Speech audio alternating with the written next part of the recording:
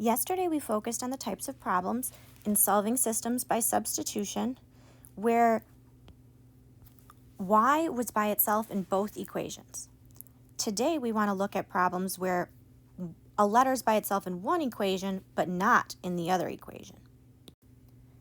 So the first type of problem I want to look at today are problems that only have the letter y by themselves in one equation. What's different? Right? Really nothing. We do them the same way we did the problems yesterday. Right? I say, I know that y is 6x minus 6. I can put that instead of y in the other equation. So my setup for step 2, because I already have a letter by itself, we're skipping step 1, right, is to say negative 3x minus 3 instead of that y. I get to put my 6x minus 6 equals 24.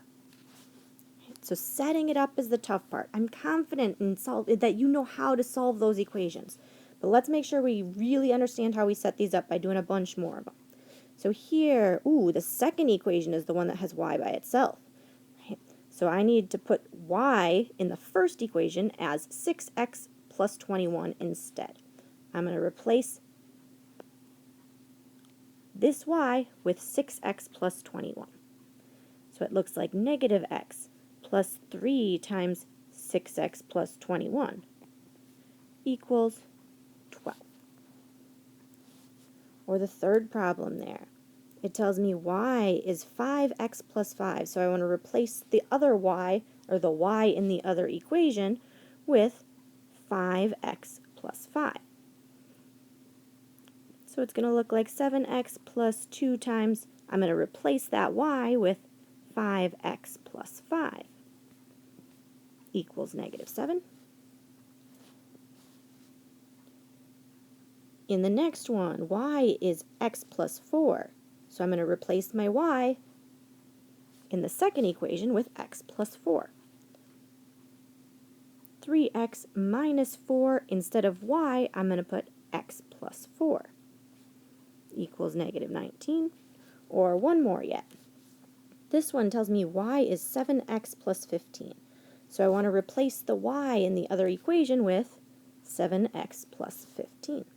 So it's going to look like negative 2x plus 2 times 7x plus 15 instead of y equals 18. The big goal is that when I have step 2 done in all of these cases, there's only one letter left, either x or y, but not both. So let's go ahead and look at an example of doing that whole process for a problem.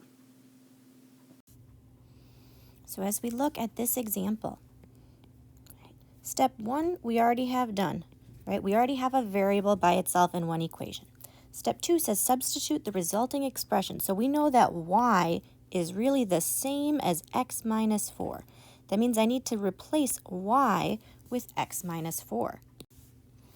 Our second step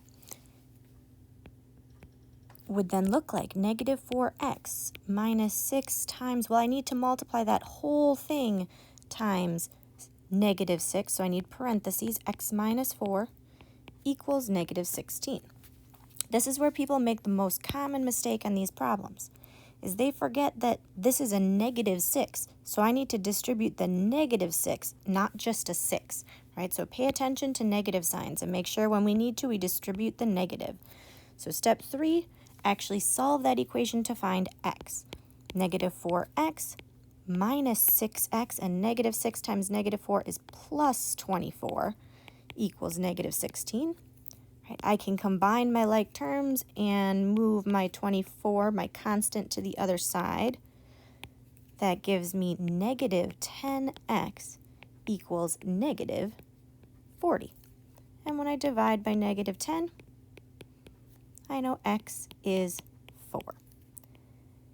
After I find x, I need to go back and substitute that in. I could use either equation, but it's definitely easier to use the equation here that has y by itself already. So we're done with step 3.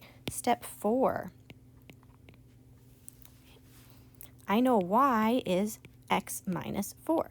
So if I put in 4 for x, right, that means that y is 4 minus 4. Well, 4 minus 4 is 0, so y must equal 0. Done with step 4. Last step.